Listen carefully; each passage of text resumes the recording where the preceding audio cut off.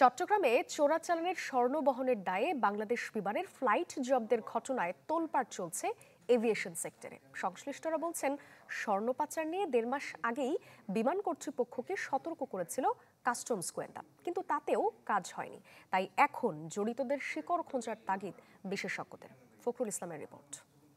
Double million offer Walton fridge কিনে পেতে পারেন 20 লক্ষ টাকা, রয়েছে কোটি কোটি টাকার নিশ্চিত উপহার। গেল 26 ডিসেম্বর শাহ আমানত আন্তর্জাতিক বিমানবন্দরে 2 কেজি 32 গ্রাম স্বর্ণ জব্দ হয়।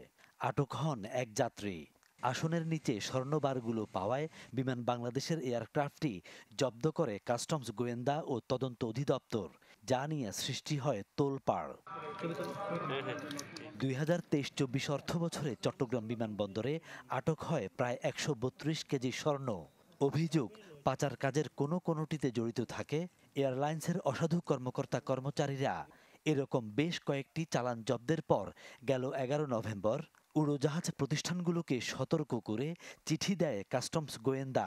বড় বড় স্বর্ণের চোরাচালানগুলি কিন্তু উড়োজাহাজের মাধ্যমে হয়, হ্যাঁ, এবং আমরা সেই লক্ষ্যে সকল এয়ারলাইন্সের শীর্ষ নির্বাহীদেরকে আমরা চিঠি দিয়েছি যে তারা যেন তাদের স্ব ফ্লাইট পরিচালনার ক্ষেত্রে আরও অধিকতর সতর্ক হয়।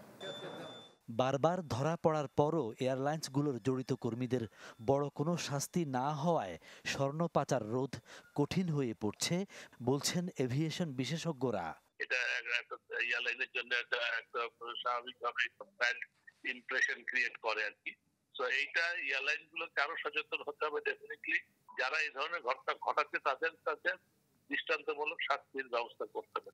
বিমানে স্বর্ণ পাচারের বিষয়টি নিবিড় তদন্ত করছে কাস্টমস।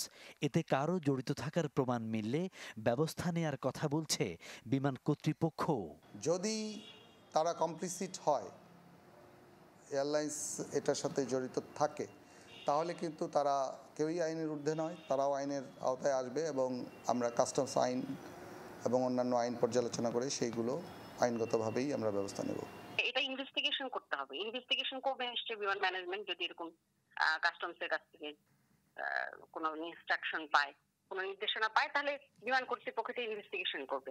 ইনভেস্টিগেশন করার পরে যেটা তথ্য বের হয়ে আসবে সেই অনুযায়ী ব্যবস্থা নেবে। বছর 10 আগে ঢাকায় দেশে প্রথমবারের মতো কোনো এয়ারক্রাফট জব্দ হয় স্বর্ণ পাচারের ঘটনায়। চট্টগ্রামে এয়ারক্রাফট জব্দ দেশে দ্বিতীয় ঘটনা। ফখরুল ইসলাম, চ্যানেল 24, চট্টগ্রাম।